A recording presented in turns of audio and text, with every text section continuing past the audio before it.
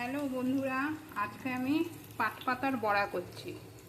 তাহলে আমি কি করে পাট পাতার বড়াটা করছি তোমাদের একটু বলি। প্রথমে আমি পাট শাকটা ভালো করে ধুয়ে কুচি করে নিয়েছি।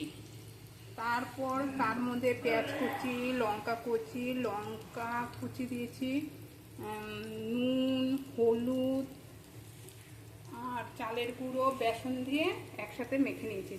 তোমরা যারা পেঁয়াজ খাও না তারা পেঁয়াজটা স্কিপ করতে পারো।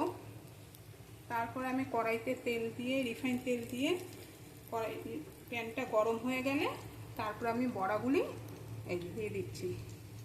তারপরে ওলট পালট করে বড়াগুলো আমি ভেজে নেব। যদি তোমাদের এই রেসিপিটা ভালো লেগে থাকে, মানে বড়া রেসিপিটা, তাহলে লাইক, কমেন্ট, শেয়ার করতে ভুলো না। তাহলে আজকের মতো টাটা, আবার দেখা হবে নেক্সট ভিডিওতে।